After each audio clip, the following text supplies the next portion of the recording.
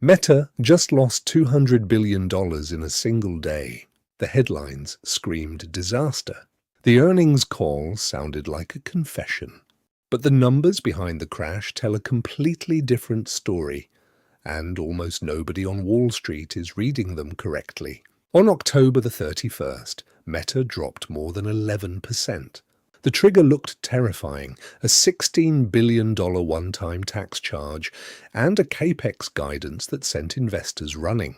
Spending now sits at $70 to $72 billion this year, and management is signaling even higher numbers in 2026.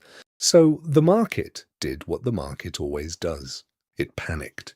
But here's what the panic missed. In that same quarter, revenue jumped 26% year-over-year to $51.2 billion. Adjusted net income hit $18.6 billion. 3.54 billion people now use a Meta app every single day. The ad engine isn't slowing down. It's running hotter than it ever has.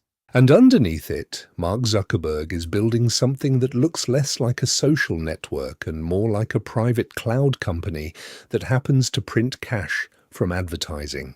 Strip the noise off the 11% drop, and you get two things: a one-time tax charge that has nothing to do with the operating business, and a capex number that scared investors who don't understand what it's funding. Look at the actual core. Revenue plus 26%. Operating margin on the family of apps still around 50%. Return on invested capital running between 22 and 26%. Free cash flow margin north of 20%. Operating cash flow exceeds net income.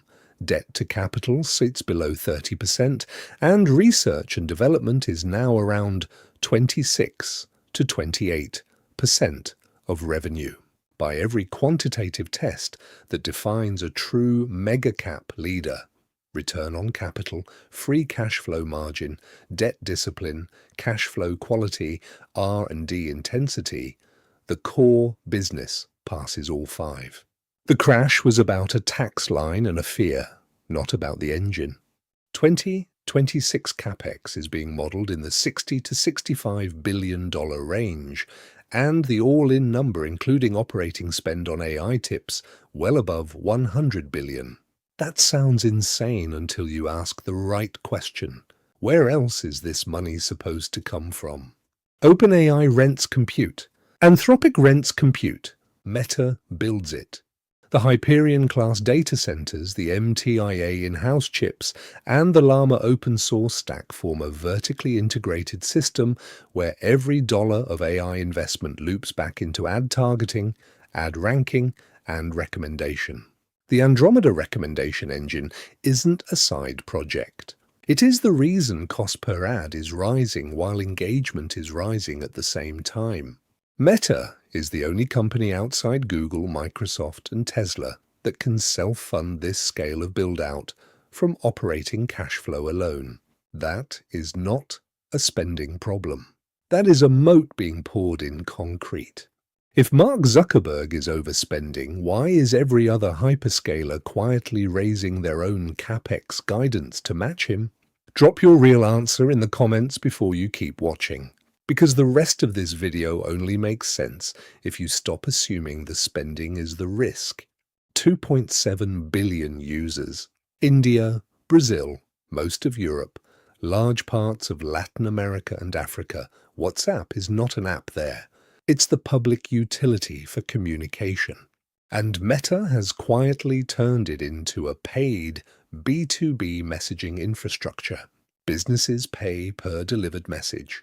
Marketing flows, order confirmations, authentication codes, customer support, payments, all routed through the WhatsApp Cloud API and the business platform. This is not advertising.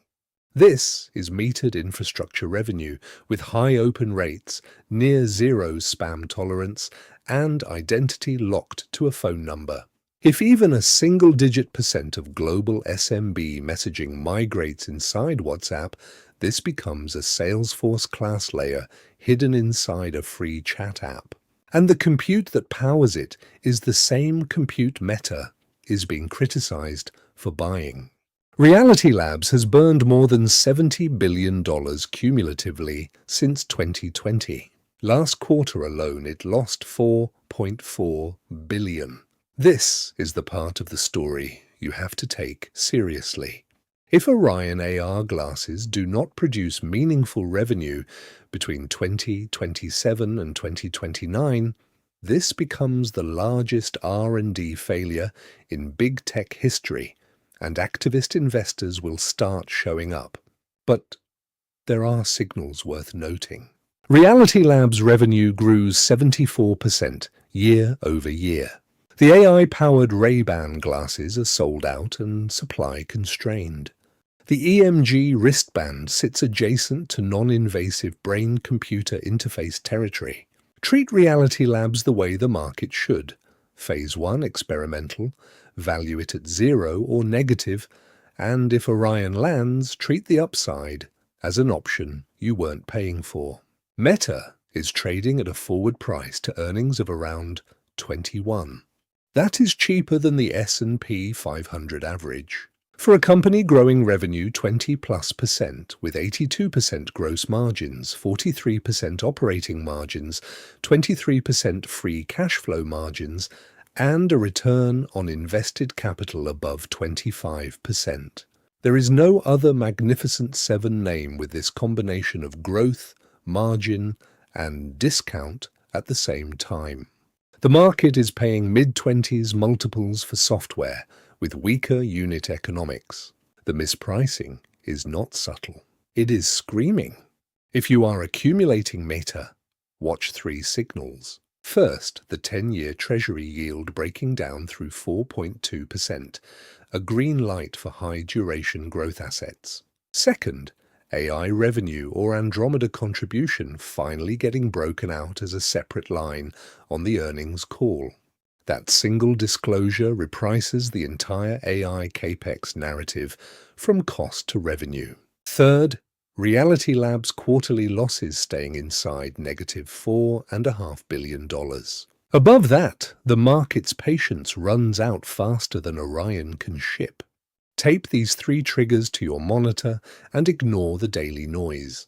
Meta is not the ad company you remember. It is a hybrid AI and next-generation computing platform whose build-out is internally financed by 3.5 billion daily users. The core passes every quantitative test for a true mega-cap leader. Reality Labs is real risk and should be valued accordingly. AI capex visibility is the single biggest swing factor for the next 18 months.